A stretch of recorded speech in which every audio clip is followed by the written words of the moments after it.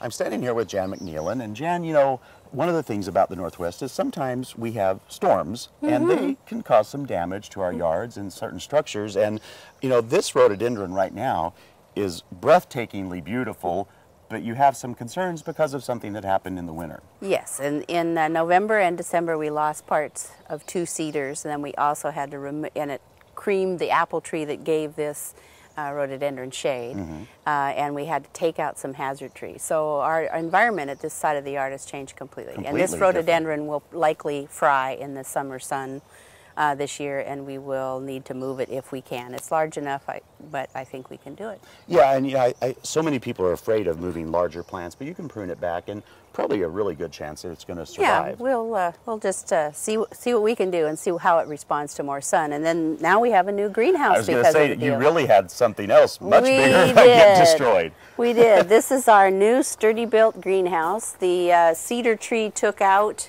went right through the center of the old one.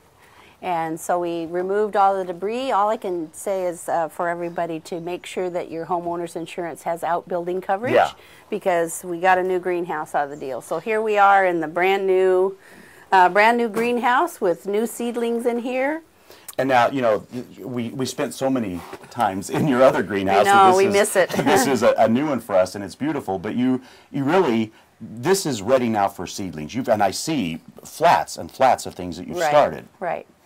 Well, and we're a little on the late side for some things, but that's okay. I mean, we learn as we go every year. But I've seeded a lot of different flowers and some vegetables, and we've got some transplanting to do, and we've got a cold frame, and we'll put some out to harden them off before we put them in the garden. And Jan, can I also make the assumption that with these huge 5 trees that are gone now on your property, that's going to change the structure in here as far as temperature too? Right, temperature, and we have a lot more light than we did before, so things are doing very well in here. We started them on heat mats. We've got some heat mats here that have thermostats on them that we used for starting some of the seeds as well. So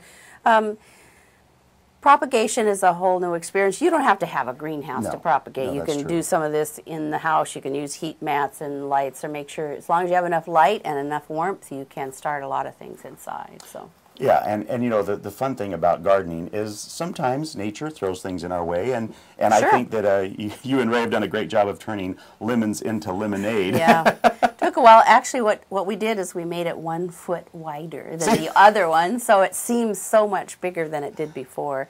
And I also started, my favorite vine is a cup and saucer vine, Cobaea scandens, and I haven't had it in a number of years, and by golly, we have a whole bunch of them, and they're doing very well. Now, Jan, I see that you have a flat over here, and it looks like the seeds are really close together. How would you go about separating those out? Well, all I did, these are marigolds in the back here, and I have a big sack full of marigold seeds that I saved, and all I did was fill the flat, put a handful there, and just scrub them in, and that's it. Now, what I'm going to do, here's some bachelor buttons, and when it's time to take them out, I just pry up underneath the roots, take that nice little seedling that's there, and no matter what kind of seedling it is, and just it in there. Poke it in and water it in, and there you have it. Well, you know, this is the time of year when everything is popping, and I think it's a great example of what you can do when something bad does happen in your yard. You can turn it around. So for more information on seed starting, you go to gardentime.tv. Thanks a lot. You're welcome. See you next month. You will.